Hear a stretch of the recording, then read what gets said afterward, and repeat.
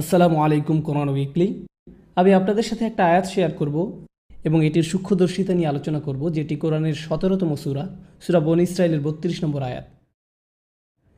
ওয়ালা তাকরাবুজ জিনা ইন্নাহু কানা ফাহিশাতান ওয়া সাআ সাবিলা। এই আয়াতটি কোরআনের সেই অংশ যেটি মহানবী সাল্লাল্লাহু আলাইহি সাল্লামের 10টি বিখ্যাত আদেশের শামিল। কিছু সাহাবী বলছেন এটি হচ্ছে মুসা আলাইহিস সালামকে দেয়া শিক্ষার মূলনীতিগুলোর অংশ। আবার মজার ব্যাপার হচ্ছে এই আয়াতটি যে সূরাতে, তার নাম হচ্ছে বনী ইসরাঈল, ইসরায়েলের সন্তানগণ। যাই হোক, এই বিশেষ আয়াতে আল্লাহ বলছেন তোমরা জিনা বা ব্যভিচারের নিকটবর্তী হও না, এটির ধারে কাছেও যেও না। তিনি এটা বলেননি লা তাজিনু, তোমরা ব্যভিচার করো না, ব্যভিচার করতে যেও না। তিনি বলেছেন তোমরা এর ধারে কাছেও যাবে না। অন্যভাবে বলা যায় এটা একটা কাজ এবং অনেকগুলো ছোট ছোট আচরণ যেগুলো কাজটির দিকে নিয়ে যায়। কাজটির একটি পরিধি আছে যা চারপাশে ঘুরতে থাকে এবং আপনি কাজটির ধারে কাছেও যেতে পারবেন না। যেই সংবেদনশীলতা নিয়ে কোরআনের ভাষা আল্লাহ রব্বুল আলামিন ব্যবহার করেছেন, আমাদেরকে সেই ভাষা বুঝতে হবে যাতে আমরা আল্লাহর বিজ্ঞতার তারিফ করতে পারি এবং বুঝতে পারি কিভাবে তিনি আমাদের পরামর্শ দিচ্ছেন, যাতে আমরা সমস্যাগুলো উতরে উঠতে পারি। আল্লাহ আযজা ওয়া জাল্লা আমাদেরকে বলছেন কিছু কাজ আছে যা করা হারাম নয়। আপনি এই কাজগুলোর দিকে আঙুল উঠিয়ে বলতে পারবেন না যে এই কাজগুলো করা ভুল, কিন্তু যখন আপনি এইসব কাজে যুক্ত হয়ে পড়বেন তখন মহাকর্ষীয় ক্ষেত্রের একটা টান অনুভব করবেন, যেটা আস্তে আস্তে একটু একটু করে আপনাকে অবশেষে হারাম কাজের দিকে টেনে নিয়ে যাবে এবং অবশেষে কাজটা আপনাকে দিয়ে করাবে। আপনারা জানেন, শয়তানের বিষয়ে আমরা একটা জিনিস জানি। আমি লক্ষ্য করেছি যে শয়তান অত্যন্ত দূরদর্শিতা সম্পন্ন। সে একবারে আপনাকে ধরে না, সে আপনার কাছে আসবে এবং আস্তে করে একটু একটু একটু একটু করে আপনাকে পথভ্রষ্ট করবে, যতক্ষণ না পর্যন্ত আপনার চরিত্র নষ্ট করতে পারে। শয়তান আপনার কাছে একবার এসেই আপনাকে দিয়ে খারাপ কিছু করাতে পারে না। আপনারা জানেন আদম আলাইসাল্লামের এবং হাওয়া আলাইসাল্লামের গল্পেও, ইনশাআল্লাহ আমরা যখন সেই গল্পে যাব, ওই গল্প থেকে কোরআনের জ্ঞান সম্পন্নতা সম্পর্কে আমরা জানব। যেভাবে শয়তান অগ্রসর হয়েছিল, সূরাতুল আরাফে এটি বলা হয়েছে, শয়তান অবিরামভাবে সেটা একবারই করেনি। ধরুন শয়তান আসলো এবং বলল, হেই দেখো গাছটা কি চমৎকার, তাই না? এরপর সে চলে গেল। না না না না, সে এমনটা করেনি। সে চরমভাবে নিরন্তর ছিল। সে একটু একটু করে পথভ্রষ্ট করেছিল এবং তাদের মনের মধ্যে এমন এক ধারণা গেঁথে দিয়েছিল যতক্ষণ না তারা মনে করেছিল এটা তাদেরই অভিপ্রায়। আপনারা জানেন, এবং যখন মানুষ শয়তানের কথা শুনতে শুরু করে, এটি একই সূরাতে আল্লাহ বলছেন ইন্না ইবাদি লাইসা লাকা আলাইহিম সুলতান, আমার বান্দাদের উপর তাদের মানে শয়তানের কোনো কর্তৃত্বই থাকবে না। অন্যভাবে বলা যায়, যেসব লোক সত্যিকারভাবে আল্লাহর কাছে আত্মসমর্পণ করে তাদের উপর শয়তানের কোনো কর্তৃত্ব থাকে না। কিন্তু যারা আশ-শায়তানু ইয়াউদুকুম ফাকরাউ ইয়ামুরকুম বিল ফাহশা, সূরাতুল বাকারা, শয়তান আপনাকে আদেশ করবে বিলল্লাপনা করার জন্য। অন্যভাবে বলা যায়, যখন আপনি শয়তানের কথা একটু শুনবেন, আপনি তাকে একটু শক্তি দিচ্ছেন। আপনি তার কথা আরেকটু ভালোভাবে শুনবেন, তো আপনি তাকে আরেকটু বেশি শক্তি দিবেন। আর আপনি যখন তার কথা অবিরামভাবে শুনতেই থাকবেন, একসময় সে আপনাকে আদেশ করবে। আপনি নিজেকে এমনভাবে বলবেন যে আমি আমার নিজেকে সাহায্য করতে পারছি না, আমি এটা জানিও না, আমি জানি না কী করে আমি কম্পিউটার বন্ধ করব, আমি জানি না কীভাবে প্রতি রাতে এটা হয়ে যায়, আমি জানি না কীভাবে আমি ওইখানে ওই চ্যাটগুলো করি, আতঙ্ককর ওয়েবসাইটগুলো লগ ইন করি, আমি এইসব কেন করছি, লিফটে অথবা যখন আমি রাস্তা হেঁটে যাই কেন আমার চোখ আমি নামিয়ে রাখতে পারি না, আমি নিজেকে সাহায্য করতে পারছি না, আমি জানি না কী করা উচিত। আর আপনি জানেন শয়তান আঁকড়ে ধরে, বেশ শক্তভাবে আঁকড়ে ধরে, বদ অভ্যাসযুক্ত চক্রের মধ্যে আপনাকে টেনে নিয়ে যাবে। আমরা বলতে পারি এটা আস্তে আস্তে খারাপ, আরও খারাপ এবং অধিকতর খারাপের দিকে টেনে নিয়ে যায়। আপনি যদি এটা স্বীকার না করেন তাহলে এটা অধিকতর খারাপের দিকে যায়, আর এটা আপনার আত্মা একদম ধ্বংস করে দেয়। আল্লাহর সাথে আপনার সম্পর্ক নির্ভর করে আপনার অন্তর কতটা পরিষ্কার তাঁর উপর। যতবার আপনি অশ্লীলতায় উদ্ভাসিত হন, আপনার অন্তরের উপর আরও ময়লা, আরও অন্ধকার, আরও আবরণ ঢালতে থাকে এবং ঢালতেই থাকে, যতক্ষণ পর্যন্ত না আপনি আল্লাহর কথা শুনবেন কিন্তু আপনার চোখে এক ফোঁটা পানিও আসবে না। এটা আসবে না কারণ আপনার হৃদয় এতই কঠিনে পরিণত হয়েছে যে আপনি যত অনাবৃত অবস্থা দেখেছেন, যত পাপ করেছেন চোখ দিয়ে সবসময়, আর আপনি এটার গুরুত্বও দিচ্ছেন না।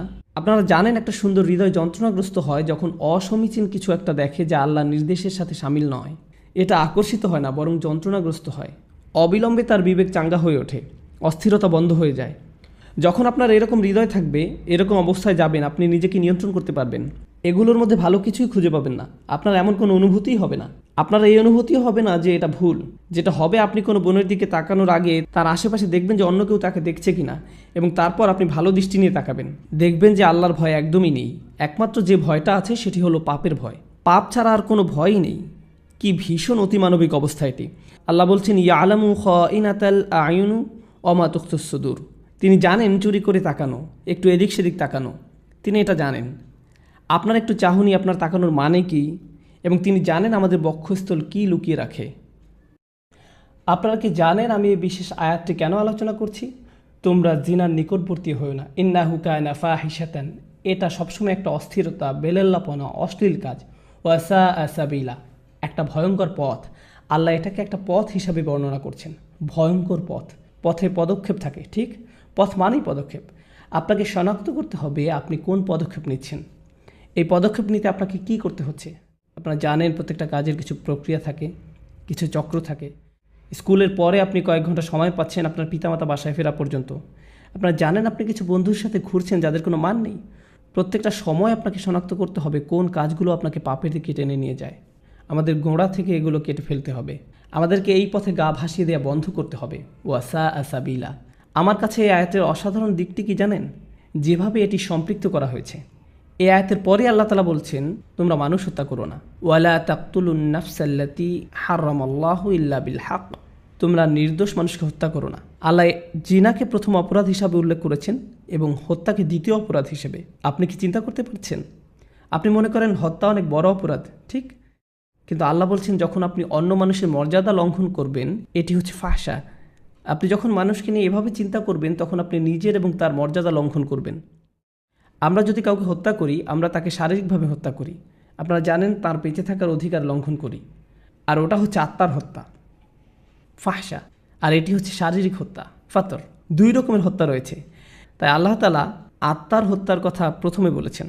আমাদের সবার মান এত নিচে নেমে গিয়েছে যে একটা নতুন সিনেমা মুক্তি পেলে আপনি হয়তো অনেকগুলো ট্রেলার দেখে ফেলেছেন আর নিজেকে বলছেন, এখানে মাত্র একটা খারাপ দৃশ্য আছে। ব্যাপার না, এটি একটি PG-13। যেটা আগে PG-13 হওয়ার কথা ছিল, এখন সেটা PG। কাজে সব জায়গায় অশ্লীল দৃশ্য। এবং যে আত্মার মূল্য আমরা হারিয়ে ফেলেছি তার প্রতি আমাদের যত্নবান হওয়া উচিত। এটা আমাদের নামাজের উপর প্রভাব ফেলছে, দোয়ার উপর প্রভাব ফেলছে, আমাদের চরিত্রের উপর প্রভাব ফেলছে, এটা আমাদের পরিবারের উপর প্রভাব ফেলছে। এবং আমরা গুরুত্বও দিচ্ছি না। আমরা মনে করি এটাই জীবন, আমাদের সময়ের সাথে তাল মিলিয়ে চলছি। ঠিকই আছে, সবাই একই কাজ করছে, আমরা কি করতে পারি? তাই আপনি যেসব ছবি ফেসবুকে পোস্ট করছেন তার গুরুত্ব দিচ্ছেন না। আমি ফেসবুক ব্যবহার করা বন্ধ করে দিয়েছি। আমি বলছি না যে ফেসবুক ব্যবহার করা হারাম, আমি ব্যক্তিগতভাবে এটা ব্যবহার করতে পারছি না। আপনারা জানেন আমি এটা ব্যবহার করি না।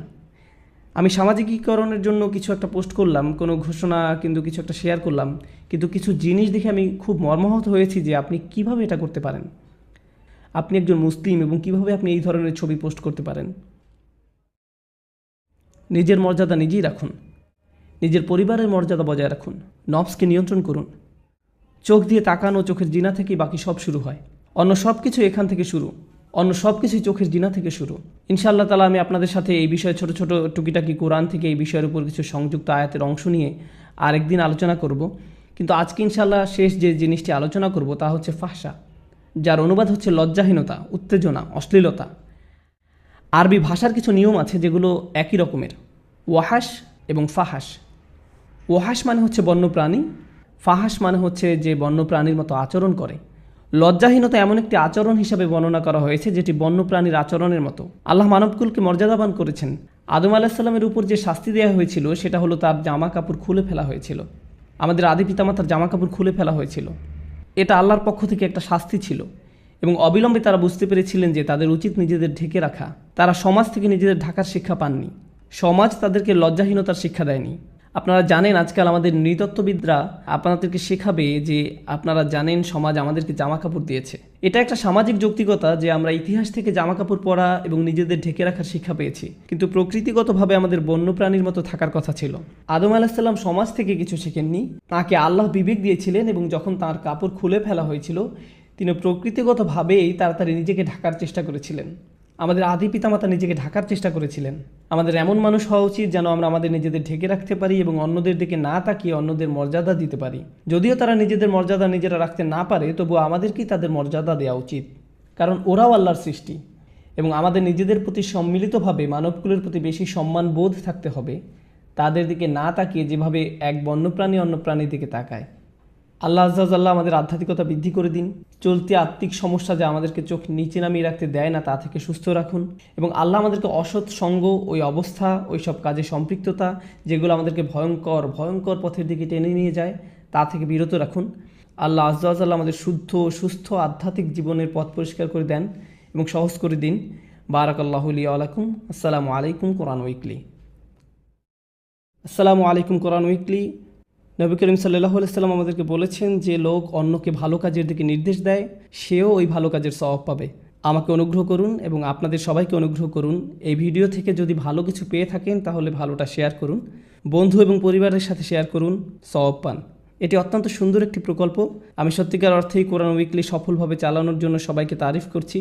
আমি দোয়া করছি যাতে আল্লাহ তাদেরকে আরও বেশি বেশি করে রহমত দান করেন, তারা আরও ভালো ভালো কাজ করুক। আল্লাহ বলছেন, যারা মানুষের প্রতি কৃতজ্ঞতা জানায় তারা আল্লাহর প্রতিই কৃতজ্ঞতা জানায়। মহানবী সাল্লাল্লাহু আলাইহি সাল্লামের হাদিস থেকে আমরা এই শিক্ষা পাই, আমাদের অবশ্যই ভালো কাজের তারিফ করতে হবে। অন্যের ভালো কাজের তারিফ করা একই সাথে আল্লাহর কথা ছড়ানো, মানে তাদেরকে আরও বেশি সওয়াব পেতে সাহায্য করা, নিজেদেরকে আরও বেশি সওয়াব পেতে সাহায্য করা ইনশাআল্লাহ তাআলা। বারাকাল্লাহু লি ওয়া লাকুম।